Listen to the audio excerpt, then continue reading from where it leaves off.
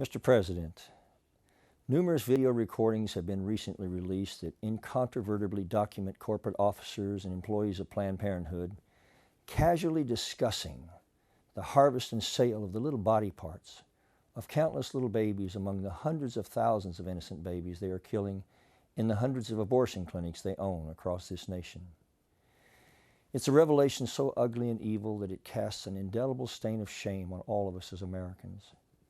It was only last year that authorities entered the clinic of Dr. Kermit Gosnell and found a torture chamber for little babies that defies description within the constraints of the English language.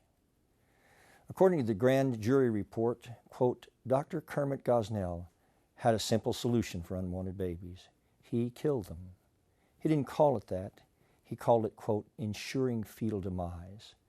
The way he ensured fetal demise was by sticking scissors in the back of the baby's neck and cutting the spinal cord.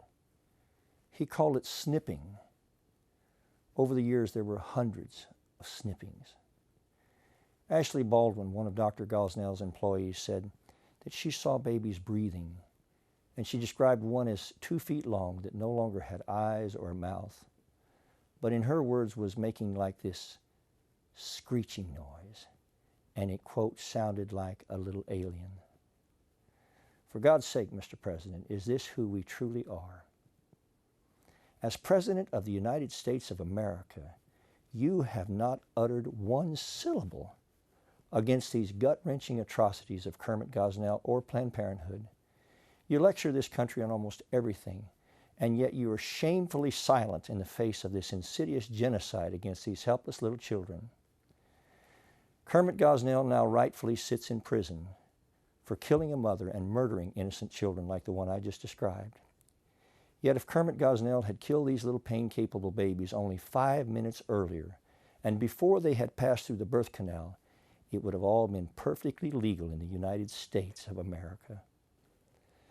The fact is that more than 18,000 late-term pain-capable unborn babies were torturously killed without anesthesia in America in just the last year.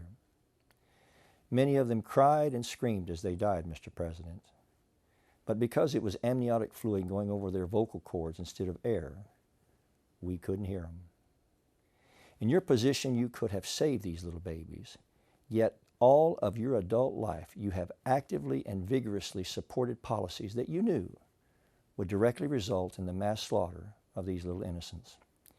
You have relentlessly worked against taxpayers' wishes to give what is now billions of taxpayer dollars to this insidious organization and the largest promoter and perpetrator of abortion on earth called Planned Parenthood. When you were in the state legislature, you actually voted no 4 times on a bill that would have protected crying, kicking, breathing babies after they were born alive. In the U.S. Senate, you voted no on a bill that would have allowed unborn children in low-income households to be included for health care insurance. You voted no on a bill that would have enforced the prohibition against taking a minor child out of state for an abortion without even notifying the child's parents. As president, you have appointed an empire of radically pro-abortion judges and government bureaucrats. You have vowed to veto the Prenatal Non-Discrimination Act, which would prohibit discriminating against an unborn baby girl by subjecting her to an abortion simply because she is a little girl instead of a little boy. And now you've even threatened to veto the Pain-Capable Unborn Child Protection Act after its historic passage in the U.S. House of Representatives.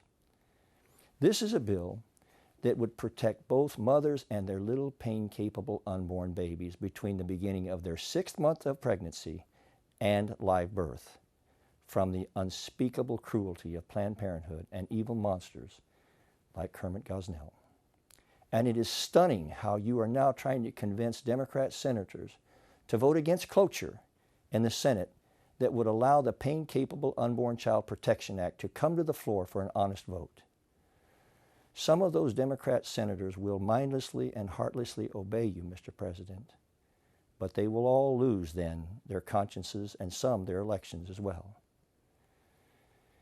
Ironically, Mr. President, not long ago, I heard you speak very noble and poignant words that, whether you realize it or not, apply so profoundly to this subject.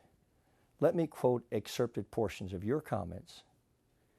You said, "This is our first task, caring for our children. It's our first job. If we don't get that right, we don't get anything right. That's how, as a society, we will be judged." You asked, are we really prepared to say that we're powerless in the face of such carnage, that the politics are too hard? Are we prepared to say that such violence visited on our children year after year after year is somehow the price of our freedom? You also said our journey is not complete until our children, all our children, are, quote, cared for and cherished and always safe from harm. This is our generation's task, you said, to make these words, these rights, these values of life and liberty and the pursuit of happiness real for every American. Mr. President, never have I so deeply agreed with you on any words you've ever spoken as those I've just quoted.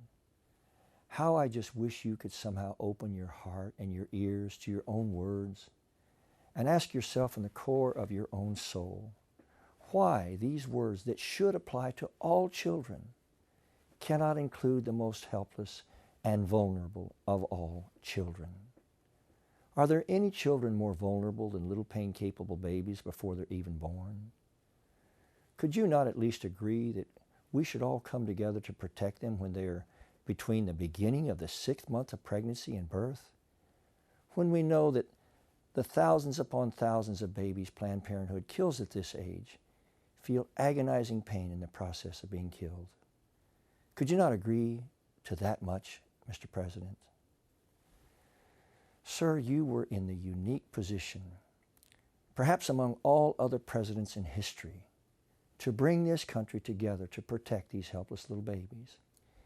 Yet you, the most powerful human being in the world, chose to become the most powerful enemy of the most helpless human beings in the world. And nothing will stain your legacy or your claims of looking out for the little guy with more shame than going down in history as the abortion president. Now I know you will hold to the standard line and cloak it all in the name of freedom of choice. But Mr. President, what is so liberating about dismembering living, helpless, little human babies? I just leave you with the final paragraph of an open letter I once wrote and handed to you personally that you promised to read. Human Events published it the very day you placed your hand on the Lincoln Bible and took your presidential oath of office for the first time. The letter read, "As you lay your hand upon his Bible, Mr. President, I adjure you to listen in the stillness of your own heart to the faint cries for mercy from those little souls who now look to you for hope, and to the words printed in red on the pages beneath your hand, which will be declared again in eternity's final day. Inasmuch as you have done it unto one of the least of these my brethren, you have done it unto me."